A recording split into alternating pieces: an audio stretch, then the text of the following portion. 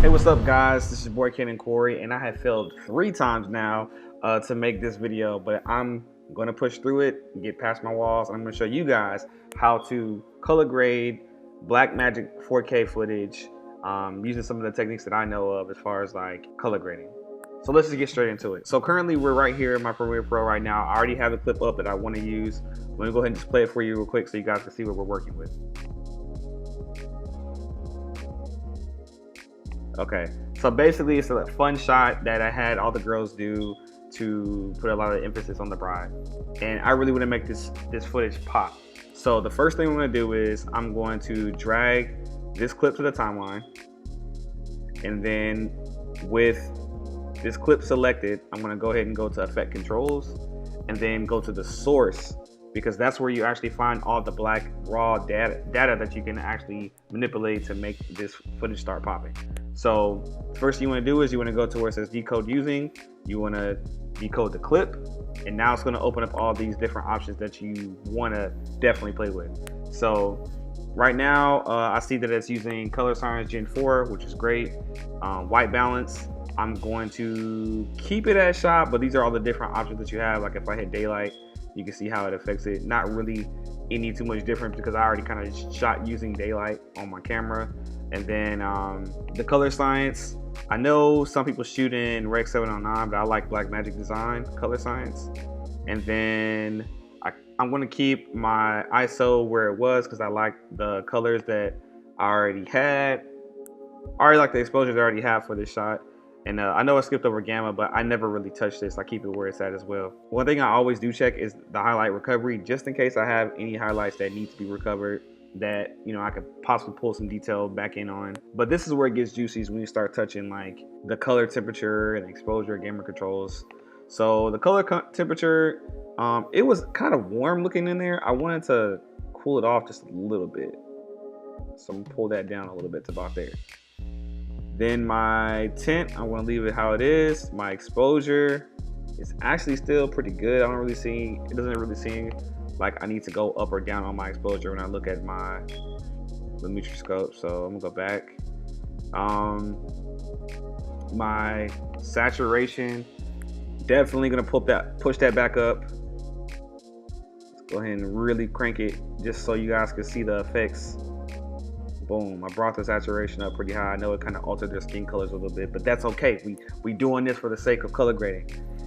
Contrast, I'm gonna add some contrast for sure to really get that to pop. Skin tones are starting to bother me a little bit, so I'm gonna bring the saturation down, guys. But contrast, about right there. So that's that right there looks like a normal shot now. It looks like we've kind of pretty much brought back the colors, brought back the life in what we shot at first. And this is just the camera raw data, just as a reminder. I haven't even started touching Lumetri colors yet. So let's look at the midpoints. Yeah, it's pretty good. I think it was good where it was at. I think I'll put it about right there. Highlight roll off and the shadow roll off, I really never touch, because I'll be honest with you, I don't know 100% of what they do, but I know it has a lot to do with like how soft the shadows are and how soft the highlights are. So with the white and black levels, I don't really have anything in the shots that I feel like I need to adjust as far as those as well. But you know, the whites, they adjust your, of course, max brightness, and your blacks, you know, you can control those as well. So I want to really pretty much leave all that the same, guys, and then get ready to jump over here to Lumetri. So now with the same clip color, so here's one thing you definitely want to do when you're switching over to start adjusting Lumetri colors. Let me show you something. If I pick one of these random LUTs, let's pick one that's extreme real quick, just so you can see. When I hit that, usually I got lucky. Usually you don't see the effect actually happen because you have to make sure that your timeline is selected and you are actually viewing the preview from the timeline, because if not, then you will still be seeing the preview from the source and you will be cranking all these adjustments and don't even know what you're adjusting. So just keep in mind that you have to make sure your timeline is selected, because I do that all the time. All right, So now over here, we're pretty much going to do the same thing that we were doing. We were adjusting the B-raw settings, but this time now we get to kind of really put a little extra icing on top of the cake. So using my lumetri color, I see that I have a little bit of space up here in the highlights. So I'm going to start pushing some of those colors up towards the highlights. Okay, so now that I got a little bit of highlights going, maybe bring some of the shadows back in, not too much, just a little bit. I do notice I have a little bit of green peeking, but that's okay. As long as I don't have a whole lot of peeking, we're fine. The Blackmagic does do a pretty good job of keeping your whole image flat whenever you first shoot. Okay, so let me go to the whites, see if I can adjust any of the whites. And just pay attention to what I'm doing, guys. Like, this is really easier than you think it is. You just gotta make sure you don't push anything too far. All right, now I want to add some contrast just to widen up this scope a little bit. And boom, we really have a shot that's really starting to come together. Let's take off this lumetri. Boom, that shows you right there where we had when we came off the raw. And there's a little extra little pizzazz we just added to it, and that's just using the basic color correction tools. If we really want to really get into it, we can go to the curves and then turn off the basic correction tools so you can see the difference. The curves does a really good job as well. I feel like the curves really gets more detailed into working with like the shadows and the highlights.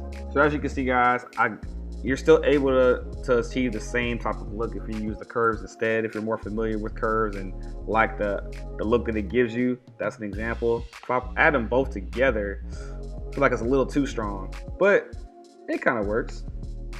I might leave it, actually.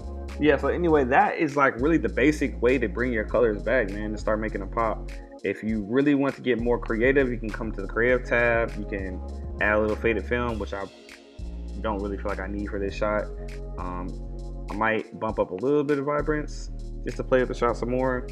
And really, that's about it. You really don't have to do that much to Blackmagic footage to make it look good. So let's see if we can get this thing to play. Let me put this down into like a low resolution just to see if it'll even play. And let's see what we got. Nice. All right, let me see if I can play it back at a better resolution so you can kind of see, guys. I'm gonna go like halfway or a fourth. Nice. Boom. That is how you do some color grading on the Blackmagic 4K. Well, that's what I do. I mean, I know this shot is really contrasty, but I kind of pushed it on purpose because I wanted to show you guys what you could do, like the power of it. But still, if you look at my lumetri scope, it's still where it needs to be. There's not too many peaks. It's not too many. I mean, this is why you get the camera. This is why you get the Blackmagic. So if you're still on the fence about if you want to get a Blackmagic camera, I definitely would highly suggest it. It's definitely changed my workflow and I love it. I look forward to doing all kinds of different weird colors and stuff in the future just to play with it as I'm doing other things for other clients. But hey, hopefully you guys learned something. If you did, please like, comment, and subscribe. Say what's up to your boy. Smash that like button. You know, help me get this algorithm on my side. And I will keep coming to you guys with more videos.